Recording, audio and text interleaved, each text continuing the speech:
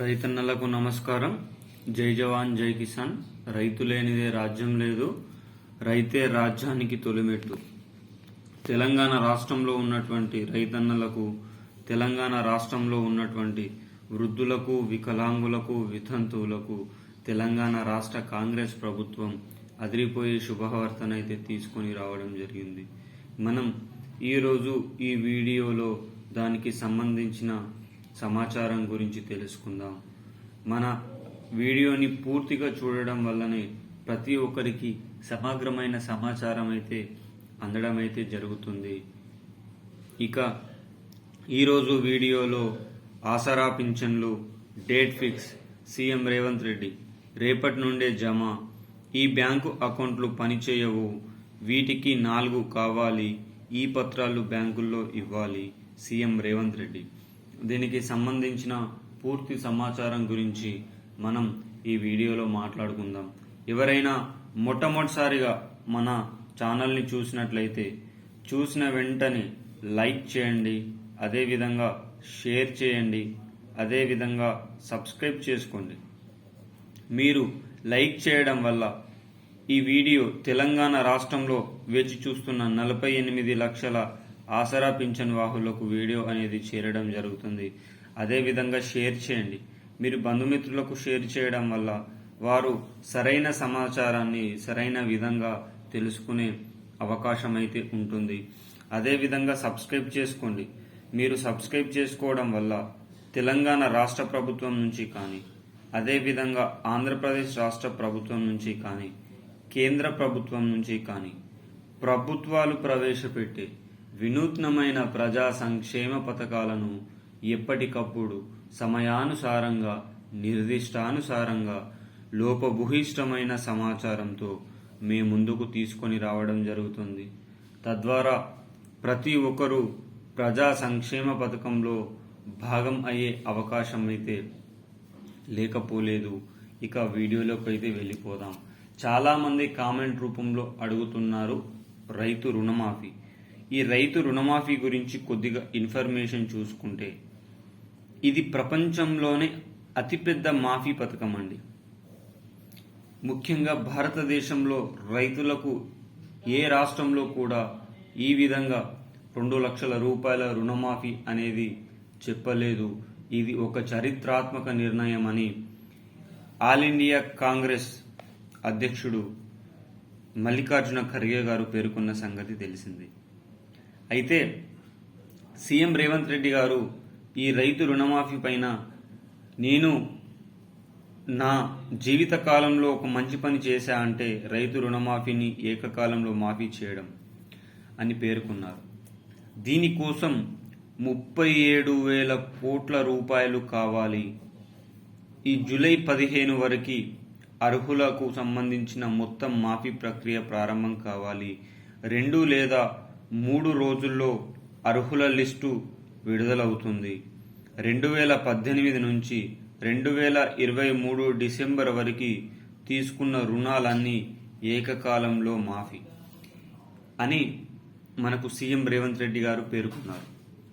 అయితే మరి చాలామంది ప్రజల లోపల ఉన్న సందేహం, ఆధార్ కార్డు, రేషన్ కార్డుని ప్రామాణికంగా తీసుకుంటారా? అవునండి, రేషన్ కార్డుని మాత్రమే ప్రామాణికంగా తీసుకొని దాదాపు తెలంగాణ రాష్ట్రంలో ఉన్న 40 లక్షల మందికి, అంటే 40 లక్షల మంది పైచిలకు కూడా దీనికి సంబంధించిన అర్హత పొందే అవకాశం అయితే లేకపోలేదు.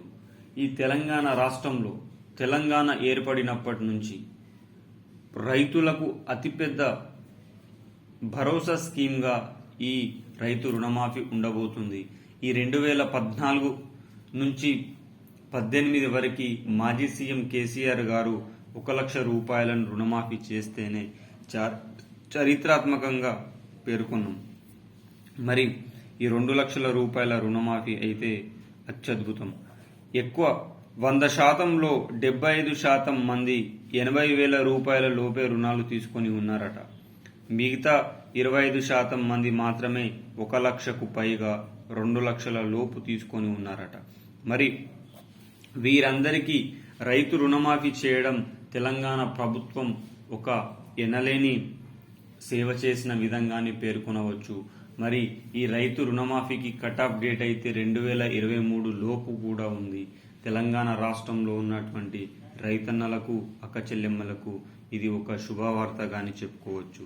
ఇక ఈ వీడియోలో ఉన్న ఆసరా పింఛన్లోకి అయితే వెళ్ళిపోదాం. తెలంగాణ రాష్ట్రం రైతన్నలకు రైతు రుణమాఫీ చేస్తుంది, రైతు భరోసా ఇస్తుంది, అక్క చెల్లెమ్మలకు 2500 రూపాయల పంపిణీ కార్యక్రమం చేస్తుంది. మరి తెలంగాణ రాష్ట్రంలో 50 లక్షల మంది ఆసరా పింఛన్ వాహులకు సంబంధించి ఎలాంటి సూచన, ఎలాంటి విషయాలు బయటికి తీసుకొని రావడం లేదు. ఇలాంటి తరుణంలో తీవ్రమైన వ్యతిరేకత ఎదురవుతున్న తరుణంలో తెలంగాణ రాష్ట్రంలో ఉన్నటువంటి వృద్ధులకు, వికలాంగులకు, వితంతువులకు తెలంగాణ రాష్ట్ర కాంగ్రెస్ ప్రభుత్వం అదిరిపోయే శుభవార్తనైతే తీసుకొని వచ్చింది. మరి ఆ అదిరిపోయే శుభవార్త గురించి ఈరోజు ఈ వీడియోలో మనం పూర్తిగా చూసుకుందాం. చాలామందికి ప్రజాపాలన పథకంలో అప్లై అయితే చేశారు. మరి వీరికి ఇంకా ఆసరా పింఛన్లకు సంబంధించిన డబ్బులు కొత్త లిస్టులో అయితే పేరు రాలేదు. ఈ జూన్ నెల ఆసరా పింఛన్లు మాత్రం 2016 4016 రూపాయల పంపిణీ కార్యక్రమం యథావిధిగా పోస్టాఫీస్లోనే ఉండబోతుంది. కానీ జూలై నెల నుంచి మాత్రం బ్యాంక్ అకౌంట్లో మాత్రం డబ్బులు జమ చేసే యోచనలో ప్రభుత్వం ఉంది. ఇది ఒక మంచి ఆలోచనే. బ్యాంకుల్లో గనక డబ్బులు జమ చేస్తే ప్రతి నెల మొదటి వారమే బ్యాంకుల్లో డబ్బులు పడిపోతాయి. పోస్ట్ ఆఫీసుల దగ్గర రోజుల తరబడి, గంటల తరబడి నిలబడాల్సిన అవసరం అయితే లేదు. మరి ఈ జూలై నెల ఆసరా పింఛన్లో మాత్రం 4016 6016 రూపాయల పంపిణీ కార్యక్రమానికి నాంది పలకబోతుంది. మరి అంతకంటే ముందులోపే ఈ పెంచిన ఆసరా పింఛన్ వాహుల యొక్క పేర్లు, లిస్టు, అర్హుల లిస్టులను విడుదల చేసి జూలై నెలలో మాత్రం పెరిగిన పింఛన్లకు పంపిణీ కార్యక్రమం ఉండబోతున్నట్లు సమాచారం.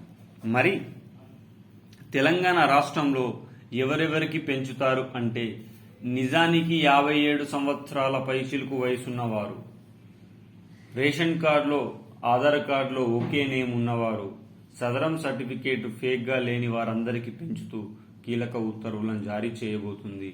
జూలై నెల నుంచి మాత్రం బ్యాంకుల్లో జమ చేయాలి, బ్యాంకులకు మాత్రం ఈకేవైసీ పూర్తి చేసుకోవాలని ప్రభుత్వం అయితే సూచిస్తూ ఉంది. ఏది ఏమైనా 50 లక్షల మంది ఆసరా పింఛన్ వాహులు ఎదురు చూస్తున్న ఆసరా పింఛన్ల పెంపుపై ప్రభుత్వం జాప్యంగా వ్యవహరించడం సబబు కాదని నిపుణుల యొక్క వార్త. వీడియో నచ్చితే లైక్ చేయండి, సబ్స్క్రైబ్ చేయండి.